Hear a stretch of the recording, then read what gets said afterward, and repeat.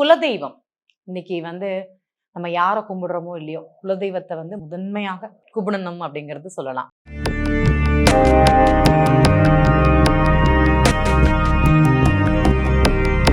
வணக்கம். அக்ஷய லக்ன பத்ததி ஜோதிட ஆசிரியர் ஸ்ரீ குரு உமா வெங்கட். நமக்கு எந்த பிரச்சனைகள் வந்தாலுமே, எந்த ஒரு ப்ராப்ளம் வந்தாலுமே குலதெய்வத்தை தாண்டி தான் வரணுமா. நம்ம மாதா பிதா குரு தெய்வம்னு சொல்லுவோம். இந்த தெய்வம் அப்படிங்கிறது முதன்மையான தெய்வம் யாருன்னா குலதெய்வம் மட்டும்தான். குலதெய்வத்தோட அருள் அப்படிங்கிறது நமக்கு இருந்ததுன்னா எந்த பிரச்சனைகளையும் சமாளிக்கக்கூடிய தன்மையும் அவர் முன்னின்று நம்மளை காப்பார் அப்படிங்கிறதுல எந்த மாற்றமும் கிடையாது. நம்ம இதுக்கு முன்னாடி நிறைய சீரியல்ல பார்த்துருப்போம். கருப்பசாமி நின்னாரு, வீட்டுக்கு வாசல்ல காவல் இருந்தாரு அப்படிங்கிற மாதிரி தான். இது கருப்பசாமி மாத்திரம் கிடையாது, நம்மளுடைய குலதெய்வமும் நிற்குமா அப்படின்னா கண்டிப்பாக நிற்கும் அப்படிங்கிறதுல எந்த ஒரு மாற்றமும் கிடையாது. வருஷத்துக்கு ஒரு முறை குலதெய்வ வழிபாடுங்கிறது நம்ம போய் பண்ணணும். இப்ப எனக்கு பக்கத்துல இருந்ததுன்னு வச்சுக்கோங்களேன், நான் மாசமும் அமாவாசை பௌர்ணமி நாள்கள்ல இந்த பௌர்ணமி நாள்ல பண்றதுங்கிறது சுப நிகழ்வுகளுக்காக போய் சுவாமி கும்பிடுறது. ஒரு கல்யாணம் நடக்கணும், ஒரு வீடு கட்டணும் அப்படின்னா பௌர்ணமி நாள்ல போய் கும்பிட்டுடுவாங்க. பிரச்சனைகள் நிறைய இருக்குது. அந்த பிரச்சனைகளை, அந்த தடைகளை நீக்கணும் அப்படின்னா கண்டிப்பாக அமாவாசை அன்னைக்கு குலதெய்வ கோவில்ல போயிட்டு வாங்க. அங்க போயிட்டு ஒரு மாவிளக்கு அப்படிங்கிறது ஏத்தி வைங்க. ரொம்ப ரொம்ப விசேஷம். இந்த மாவிளக்கு ஏத்துறதுனால நிறைய மாற்றங்கள் கிடைக்குமானா கிடைக்கும். புரட்டாசி மாசம் தானே பெருமாளுக்கு மாவிளக்கு ஏத்துவோம். குலதெய்வத்துக்குமா மாவிளக்கு ஏத்துவோம்னு ஒரு கேள்வி கேட்டீங்கன்னா ஏற்றி பாருங்கள். வீட்டுல வித்தியாசம் என்ன நடக்குது அப்படிங்கறத பாருங்க.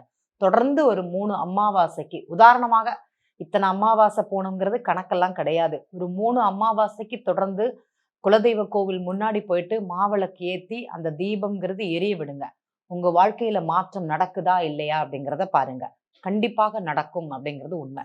எவ்வளவு பெரிய நோயாக இருந்தாலும் சரி, கடனாக இருந்தாலும் சரி, அவமானங்கள் பிரச்சனைகளாக இருந்தாலும் சரி, அந்த தடைகளை உடைக்கக்கூடியது என்ன அப்படின்னா இந்த அமாவாசை நாள்ல குலதெய்வ வழிபாடுங்கிறது நல்லா இருக்கும். பௌர்ணமி நாள்ல நான் ஒரு வீடு வாங்கணும், குழந்தைகளுக்கு நல்லபடியா திருமணம் நடக்கணும், எனக்கு ஒரு ப்ரமோஷன் கிடைக்கணும்னு அன்னைக்கு ஏத்துங்க. மிகப்பெரிய பலனை அன்று அடைவீர்கள் அப்படிங்கிறது சொல்லலாம். சரிங்க, குலதெய்வம் எனக்கு தெரியாது, நான் இந்த சுவாமியை வழிபடுறது. உங்களுக்கு குலதெய்வம் தெரியலனா உங்க ஊருக்கு பக்கத்துல உள்ள எல்லை கோவில், நம்ம எல்லை காவல் தெய்வங்கள்னு சொல்லுவாங்க. இப்போ ஒரு ஊர்னா அதுக்கு ஊர் எல்லையில ஒரு சொல்லமாட சாமி கோவில் இருக்கும், ஒரு காவல் தெய்வம் இருக்கும், ஒரு பேச்சியம்மன் இருக்கும், ஒரு மாரியம்மன் இருக்கும். அந்த கோவில் வழிபாடுங்கிறது பண்ணுங்க. எனக்கு குலதெய்வமே தெரியாது, நான் திக்கு தெரியாம நிக்கிறேன்னு யார் நினைக்கிறீங்களோ, இஷ்ட தெய்வம் யாருன்னு பாருங்க. எனக்கு பெருமாளை ரொம்ப பிடிக்கும், எனக்கு சாஸ்தாவை ரொம்ப பிடிக்கும். பெருமாளை விட சாஸ்தாவை வணங்குவது நல்லது, முருகரை வணங்குவது நல்லது, இல்லைன்னா சித்தர் வழிபாடு பண்றது நல்லது. எனக்கு யாருமே தெரியாதுங்க, வீட்டுல ஒரு விளக்கு வைங்க, ஒரு இலை போடுங்க, ஒரு நாழி நெல்லிடுங்க. ஒரு நாழி மர நாழியாக இருந்ததுன்னா ரொம்ப விசேஷம். மரத்திலான நாழி இல்லைன்னா பிராஸ்ல உள்ள நாழி, நம்ம படின்னு சொல்லுவோம் தெரியுமா, அந்த படியில நெல்லை வச்சு வெத்தலை பாக்கு பழம் 1 ரூபா தட்சணை அதுல வச்சுட்டு கீழே நெல் வச்சு அதுக்கு ஒரு விளக்கேத்து, குலதெய்வம் யாருன்னே எனக்கு தெரியாது, வீட்டில் வச்சே சாமி கும்பிடுங்க. கண்டிப்பாக குலதெய்வத்தோட அருள் அப்படிங்கிறது நீங்க போய் சுவாமி கும்பிட்டு தரிசனம் பண்ணிட்டு எவ்வளவுக்கு எவ்வளவு அருள் கிடைக்குமோ அதே ஒரு தன்மைங்கிறது வீட்டில் இருக்கும்போது இந்த சுவாமி கும்பிட்டா கண்டிப்பாக கிடைக்கும். எனக்கு குலதெய்வம் இடத்தை மாற்றி வச்சுட்டாங்க, நான் அந்த இடத்த கும்பிடுறதா இந்த இடத்த கும்பிடுறதா எனக்கு தெரியாது. சில இடங்கள்ல பார்த்தீங்கன்னா பிடிமண்ணை மாற்றி வச்சு வணங்கக்கூடிய ஒரு தெய்வம் இருக்கும். சில இடங்கள்ல குலதெய்வத்தை கோவில்ல கோவப்பட்டு பிரித்து கொண்டு போயிட்டாங்கன்னு சொல்லுவாங்க, தூக்கிட்டு போயிட்டாங்கன்னு சொல்லுவாங்க. அந்த மாதிரி இருக்கும். சில இடங்கள்ல குலதெய்வத்தை தோஷத்தினால கும்பிடாமையே இருக்கிறாங்க, அங்கே சுவாமியோட அருள் இல்லை அப்படிங்கிறத நான் கேள்விப்பட்டிருக்கேன். அந்த மாதிரி உங்கள் ஜாதகத்தில் அமைப்பு இருந்ததுன்னா குலதெய்வத்தை எங்கேயும் தேட வேண்டாம், வீட்டில் வச்சு சுவாமி கும்பிடுங்க. சிலருக்கு பார்த்தீங்கன்னா குலதெய்வம் உருவமே கிடையாது. இந்த விருச்சிக துலா லக்னம் அக்ஷய லக்னம் போகுதுன்னு வச்சுக்கோங்களேன், அவங்களுக்கு ஒரு கும்பத்தை வச்சு வழிபாடு பண்ணாலே போதும், குலதெய்வத்தோட அருள் அப்படிங்கிறது தானாக வரும்னு சொல்லலாம். இவங்க வெறும் கும்பத்தை வச்சு வணங்கி அவங்க குலதெய்வத்துல அதுல சங்கல்பிச்சு வழிபாடு பண்ணனா போதும், குலதெய்வ அருள் அப்படிங்கிறது அவங்களுக்கு கிடைக்கும். அவங்க குடும்பத்திலையும் கும்ப வழிபாடு அப்படிங்கிறது இருக்கும், இதை முறையாக செய்தாலே போதும். இப்ப அதே மாதிரி கும்ப லக்னமாக இருந்ததுன்னு வச்சுக்கோங்களேன், குலதெய்வத்துக்கு வந்து உருவமே கிடையாது, அரூப ரூபமாக அப்படிங்கிறது இருக்கும். சில இடங்கள்ல நான் பார்த்திருக்கேன். ஆதி தெய்வம் சுயம்புவாக வந்திருக்கும், அந்த தெய்வத்தை கும்பிடுவாங்க. அவங்களுக்கு வந்து உருவம்ங்கிறது கிடையாது. ஒரு கல்லாகவோ இல்லைன்னா ஏதோ ஒரு வடிவமாக மட்டும்தான் இருக்கும். அதுதான் அவங்களோட குலதெய்வம். இன்றளவிலும் அதை வணங்குறாங்களான்னா கண்டிப்பாக வணங்குறாங்க.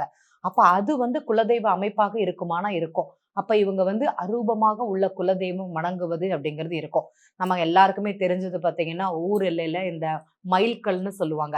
அதே மாரி இடக்கிற இடத்துல குலதெய்வமாக வணங்கி அங்க ஒரு பட்டு வஸ்திரம் அப்படிங்கிறது கட்டி, மாலை போட்டு, தேங்காய் உடைச்சு, பழங்கள் எல்லாம் வச்சிருப்பாங்க. என்னன்னு பார்த்தா அது குலதெய்வம்னு சொல்லுவாங்க. அதுவும் அவங்களுக்கு வழிகாட்டுமானா, அதுவும் வழிகாட்டும். அந்த மாரி உள்ள தெய்வங்கள் இருக்குமானா, கண்டிப்பாக இருக்கும்னு சொல்லுவாங்க. சிலர் வந்து கத்திய மாத்திரம் வச்சு வணங்குறது, வாள மாத்திரம் வச்சு வணங்குறது. நான் பார்த்துருக்கேன். சில குடும்பங்கள்ல கண்ணாடி மாத்திரம் வச்சு குலதெய்வமாக வணங்குவாங்க. இந்த வீட்டுக்கு வர்ற மருமக வந்து உள்ள போய் சுவாமி கும்பிட்டுட்டு வாருன்னா, "அத்தை சாமியே வீட்ல இல்லையே, வெறும் கண்ணாடி மட்டும் தானே இருக்குதுன்னு." அபச்சகரம், அபச்சாரம், அபச்சாரம். கண்ணாடியே வணங்கிக்கோ. அதுதான் நம்மளுடைய குலதெய்வம். குலதெய்வம் வந்து அந்த இடத்துல மறைக்கப்பட்டது, இல்லன்னா மறையப்பட்டது அப்படிங்கிற ஒரு ஐதீகம் இருக்கும். அந்த இடம் வந்து குலதெய்வமாக அமைப்பாக இருக்கும். பூஜா ரூம்ல பெரிய கண்ணாடி அப்படிங்கிறது இருக்கும். அதுக்கு மாலை போட்டு மரியாதை பண்ணி, அதற்கு வந்து விளக்கேத்து வழிபாடுங்கிறது பண்ணுவாங்க. இந்த கண்ணாடி அப்படிங்கிறது நம்ம சாதாரணமாக நினைக்கிறோம். அதான் குருவுடைய தன்மை அப்படிங்கிறது கண்ணாடியில இருக்குது அப்படிங்கிறது உண்மை. அத வந்து நம்ம புரிஞ்சுக்கணும். காலம்பற எந்திரிச்ச உடனே கண்ணாடியில முகத்த பாருங்க அப்படின்னு சொல்லுவாங்க. எந்திரிச்ச உடனே முதல்ல கையில அ மும்மூர்த்திகள வேண்டிக்கிண்டு நம்ம பார்க்கணும் அப்படிங்கிறது தான் ஐதீகம். நெறைய பேர் அத பண்றாங்க. அதுக்கப்புறம் பார்த்தீங்கன்னா, கண்ணாடிய பாருங்கன்னு சொல்லுவாங்க. முன்னாடி பாட்டிமார்லாம் என்ன பண்ணுவாங்களாம், பக்கத்துல படுக்கும்போது கண்ணாடி வச்சிருப்பாங்க. எனக்கு தெரியும். நான் பார்த்துருக்கேன். எந்திரிச்ச உடனே கண்ணாடி எடுத்து முகத்துல பார்ப்பாங்க. பாட்டிமார் கண்ணாடி பார்ப்பாங்களான்னா, அவங்களுடைய குரு அவங்களுக்கு அதுல அவ்ளோ அனுக்கிரகம் அப்படிங்கிறது அந்த இடத்துல குடுத்துருப்பாங்க. அவங்க முன்னோர்கள் சொல்லிக் குடுத்தத அவங்க செயல்முறை அப்படிங்கிறது படுத்தின்னு இருக்காங்க. நீங்க பார்த்தீங்கன்னா தெரியும். இன்னைக்கு பெட்ரூம்ல வந்து கண்ணாடி வைக்கக்கூடாது அப்படிங்கிறது தான் ஐதீகம். நம்ம பெட்ரூம் இருக்குதுன்னா, அதுல கண்ணாடி இருக்கக்கூடாது. ஒரு பீரோல் இருந்ததுன்னா, அந்த கண்ணாடி எடுத்துருவாங்க அப்படின்னு தான் எடுங்க அப்படின்னு தான் சொல்லுவாங்க. வாஸ்துப்படி அது ஆகாதுன்னா ஆகாது.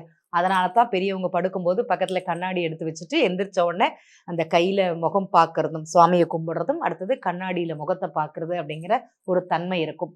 நெறைய பேர் செஞ்சுட்டு வராங்க. குலதெய்வம்ங்கிறது எந்த இடத்துல இருந்தாலும் சரி, முதன்மையானது அப்படிங்கிறது நம்ம கும்பிடணும். வருஷத்துக்கு ஒரு தடவை கும்பிடக்கூடிய ஒரு அமைப்பு அப்படிங்கிறத கண்டிப்பாக எடுத்துக்கணும். பக்கத்துல இருந்தீங்கன்னா, அமாவாசை என்றும், பௌர்ணமி நாள் என்றும் குலதெய்வத்துக்கு ஒரு மாவிளக்கு அப்படிங்கிறது ஏத்தி வச்சு தீபம் பண்ணுங்க. ரொம்ப நல்லாருக்கும். குலதெய்வத்துக்கு என்னால போக முடியல. சில நிமித்தங்கள் காரணமாக பெரியவங்க எல்லாம் இருக்கிறாங்க. அவங்க காலமானாங்கன்னா, 1 வருஷத்துக்கு குலதெய்வ கோவில் போக முடியாது. மலைக்கு மேல இருக்குது, மலை ஏறக்கூடாது. உண்ம.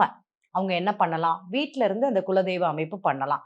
நான் பண்ணக்கூடாது. என் குழந்தைகளுக்கு அத பழக்கப்படுத்தி, அந்த குழந்தைகள் மூலமாக அவங்கள விளக்கேத்த சொல்லி அத செய்யலாம். அதுல எந்த பிரச்சனையும் கிடையாது அப்படிங்கிறத புரிஞ்சுக்கோங்க. சிலருக்கு மட்டும் தான் இந்த அமைப்பு. சிலருக்கு பார்த்தீங்கன்னா, அ க 41 நாள்ல குலதெய்வ கோவிலுக்கு போறது, அதே மாரி சுப நிகழ்வு நடத்துறது அப்படிங்கிறது எல்லாமே இருக்கத்தான் செய்கிறது. சில குடும்பங்கள் மட்டும் தான் அத கடைபிடித்து வருகிறார்கள். அதை கண்டிப்பாக செய்யலாம் அப்படிங்கிறத இந்த இடத்துல பதிவு பண்ணிக்கிறேன். குலதெய்வத்த பத்தி இன்னும் நம்ம நெறைய பேசலாம். மீண்டும் ஒரு இதுபோல் நிகழ்வில் சந்திக்கலாம். நன்றி.